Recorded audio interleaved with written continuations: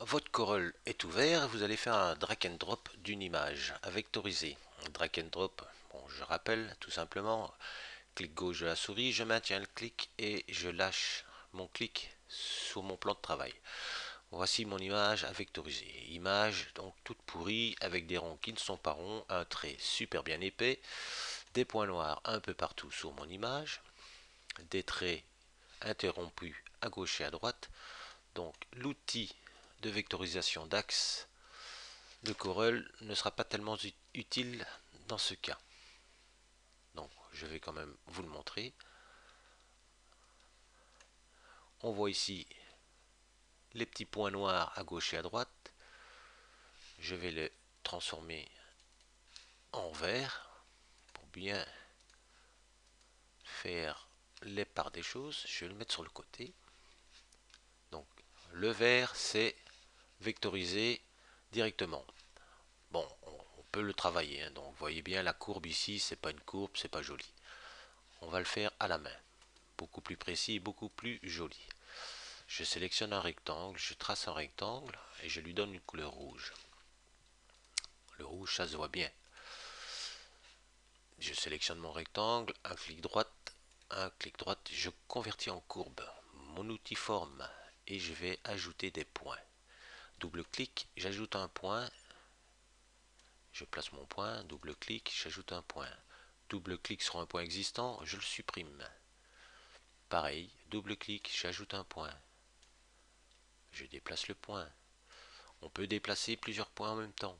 On les sélectionne et on les déplace. Voilà, et vous déplacez, vous sélectionnez, vous mettez les points où vous voulez, comme vous le souhaitez. Bon, une fois que c'est fait, un clic droit et on transforme notre segment en courbe. Des petites flèches bleues sont apparues et on étire et on modifie comme on veut notre segment de courbe maintenant. Ce n'est plus une ligne droite, c'est devenu une courbe. Pareil pour le grand segment, clic droit, on le transforme en courbe et je l'étire. Et je me rapproche au plus près du dessin original. À l'aide de la souris et de la molette, je zoome. Et là, je vais chercher au plus près du détail de mon dessin. On va mettre un cercle, une ellipse. Non, je veux un cercle. 8 mm, 8 mm et 8 mm, Enter. Je change sa couleur, on va le mettre en rouge.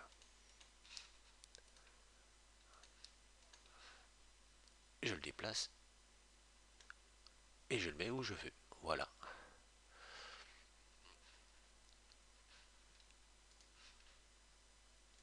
Je reprends mon point, je transforme en courbe, mon point en courbe. Et je vous reprends quand le dessin est terminé. Voilà, j'ai quasi terminé. Encore quelques finitions. Voilà, je suis plus ou moins satisfait du résultat. Et nous allons comparer les dessins. Donc là, je vais grouper. Oups, j'ai pris mon image originale avec.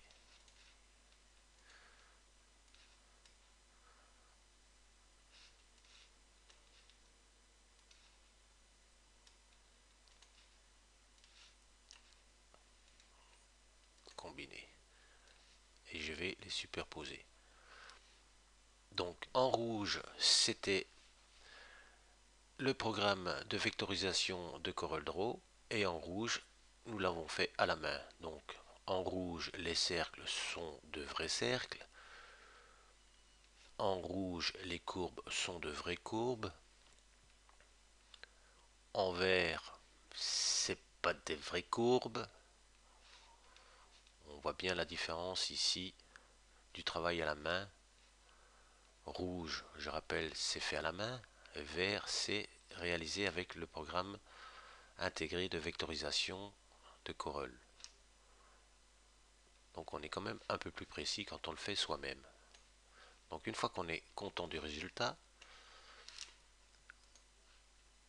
on l'exporte. Attention, votre objet étant sélectionné ici, en rouge, vérifiez bien si la case cochée est bien cochée, sélection uniquement, ou sinon vous allez vous retrouver avec trois objets inexploitables. Donc je lui donne un nom, oui naturellement. Voilà, maintenant nous allons vérifier. Tant que je suis ici, je regarde la dimension 317 131 mm. J'ouvre mon gramme de laser, je vais chercher mon programme, mon fichier, pardon, et je l'ouvre. Et je vérifie 317 et 131. Donc toutes les codes sont respectées, les ronds sont ronds, les courbes sont des courbes. Voilà un fichier exploitable, non seulement dans un programme laser, mais aussi dans un programme de CNC, puisque c'est un fichier DXF. J'aurais très bien pu l'enregistrer en PLT, en DWG, dans un fichier qui vous convient le mieux. Voilà, c'est pas plus compliqué.